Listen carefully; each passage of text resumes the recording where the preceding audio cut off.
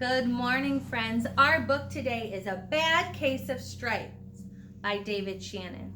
Last year, Miss St. Romaine and I dressed up like the main character in this book. We'll try to send a picture out so you can see it. This is A Bad Case of Stripes.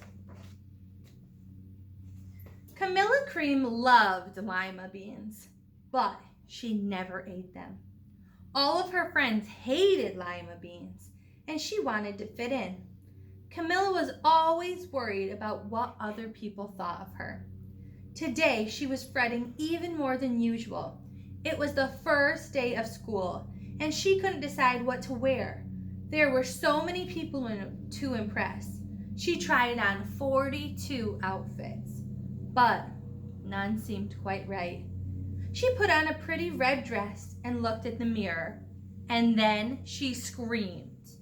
Why did she scream? Her mother ran into the room, and she screamed too. "Oh my heavens," she cried, "you're completely covered with stripes." This was certainly true. Camilla was striped from head to toe. She looked like a rainbow. Mrs. Cream felt Camilla's forehead. "Do you feel all right?" she asked. "I feel fine," Camilla answered. "But just look at me." "You get back in bed this instant," her mother ordered. "You're not going to school today." Camilla was relieved. She didn't want to miss the first day of school, but she was afraid of what the other kids would say, and she had no idea what to wear with those crazy stripes. That afternoon, Dr. Bumble came to examine Camilla. "Most extraordinary," he exclaimed. "I've never seen anything like it. Are you having any coughing, sneezing, runny nose, aches, pains, chills, hot flashes, dizziness, drowsiness, shortness of breath, or uncontrollable twitching?" No, Camilla told him. "I feel fine." "Well then," Dr. Bumble said, turning to Mrs. Cream, "I don't see any reason why she shouldn't go to school tomorrow. Here's some ointment that should help clear up those stripes in a few days. If it doesn't, you know where to reach me." And off he went. The next day was a disaster. Everyone in school laughed at Camilla They called her Camilla Crayon and Night of the Living Lollipop. She tried her best to act as if everything was normal, but when the class said the Pledge of Allegiance, her stripes turned red, white, and blue, and she broke out in stars. The other kids thought this was great. One yelled out, "Let's see some purple polka dots." Sure enough, Camilla turned all purple polka dotty. Someone else shouted, "Checkerboard," and a pattern of squares covered her skin.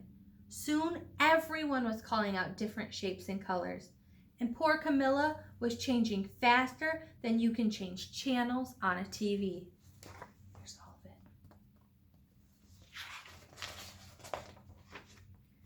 That night, Mr. Harms, the school principal, called. "I'm sorry, Mrs. Cream," he said. "I'm going to have to ask you to keep Camilla home from school. She's just too much of a distraction, and I've been getting calls from the other parents. They're afraid those stripes might be contagious." Camilla was so embarrassed. She couldn't believe that 2 days ago, everyone liked her. Now, nobody wanted to be in the same room with her. Her father tried to make her feel better. "Is there anything I can get you, sweetheart?" he asked. "No, thank you," said Camilla. What she really wanted was a nice plate of lima beans, but she had been laughed at enough for one day. Well, yes, I see," Dr. Bumble mumbled when Mr. Cream phoned the next day. "I think I'd better bring you to the specialist. We'll be right over." About an hour later, Dr. Bumble arrived with 4 people in long white coats. He introduced them to the Creams. "This is Dr. Grope, Dr. Sponge, Dr. Cricket, and Dr. Young." Then the specialist went to work on Camilla. They squeezed and jabbed, tapped and tested. It was very uncomfortable. Well, it's not the mumps, concluded Dr. Grope. Or the measles, said Dr. Sponge. Definitely not chicken pox, put in Dr. Cricket. Or sunburn, said Dr. Young. Try these, said the specialist. They each handed her a bottle filled with different colored pills. Take one of each bottle before bed, said Dr. Grope. Then they filed out the front door, followed by Dr. Bumble. That night, Camilla took her medicine. It was awful. When she woke up the next morning, she did feel different. But when she got dressed, her clothes didn't fit right. She looked in the mirror, and there, staring back at her, was a giant, multicolored pill with her face on it. Dr. Bumble rushed over as soon as Mrs. Cream called. But this time, instead of the specialist, he brought the experts. Dr. Gourd and Dr. Mellon were the finest scientific minds in the land. Once again, Camilla was poked and prodded, looked at and listened to. The experts wrote down lots of numbers, then they huddled together and whispered. Dr. Gourd finally spoke. It might be a virus, he announced with authority. Suddenly, fuzzy little virus balls appeared all over Camilla. Or possibly some form of bacteria, said Mr. Mellon. Out popped squiggly little bacteria tails. Or it could be fungus, added Dr. Gourd. Instantly, Camilla was covered with different colored fungus blotches. The experts looked at Camilla, then at each other. We need to go over these numbers again back at the lab, Dr. Gourd explained. We'll call you when we know something. But the experts didn't have a clue, much less a cure. By now, the TV news had found out about Camilla. Reporters from every channel were outside of her house, telling the story of the bizarre case of the incredible changing kid. Soon, a huge crowd was camped out on the front lawn. The Creams were swamped with all kinds of remedies from psychologists, allergists, herbalists, nutritionists, psychics, and an old medicine man, a guru, and even a veterinarian. Each so-called cure only added to poor Camilla's strange appearance, until it was hard to even recognize her. She sprouted roots and berries and crystals and feathers and a long furry tail, but nothing worked. Look at all those things. One day, a woman called herself an environmental therapist. She claimed she could cure Camilla. Close your eyes, she said. Breathe deeply and become one with your room. I wish you hadn't said that, Camilla groaned. Slowly, she started to melt into the walls of her room. Her bed became her mouth. Her nose was a dresser, and 2 paintings were her eyes. The therapist screamed and ran. What are we going to do? Cried Mrs. Cream. It just keeps getting worse and worse. She began to sob. Here's her eyes. At that moment, Mr. Cream heard a quiet little knock at the front door. He opened it.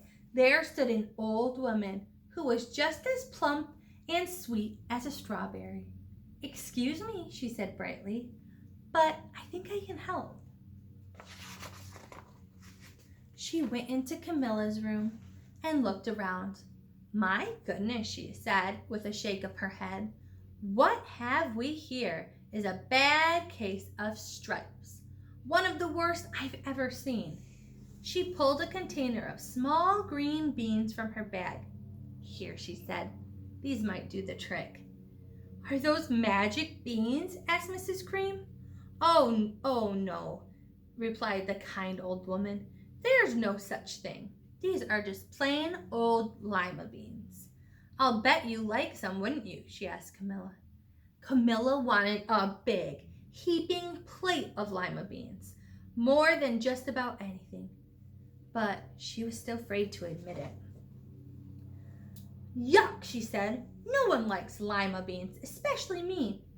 Oh dear, the old woman said sadly. I guess I was wrong about you. She put the beans back in her bag and started toward the door. Camilla watched the old woman walk away. Those beans would taste so good. And being laughed at for eating them was nothing compared to what she'd been going through. She finally couldn't stand it. Wait, she cried. Truth is, I really love lima beans. I thought so, the old woman said with a smile. She took a handful of beans and popped them into Camilla's mouth. Said Camilla. Suddenly, the branches, feathers, and squiggly tails began to disappear. Then the whole room swirled around. When it stopped, there stood Camilla, and everything was back to normal. I'm cured, she said. Yes, said the old woman. I knew the real you was in there somewhere. She patted Camilla on the head. Then she went outside and vanished into the crowd. Afterwards, Camilla wasn't quite the same. Some of the kids at school said she was weird, but she didn't care one bit. She ate all the lima beans she wanted, and she never had even a touch of the stripes again.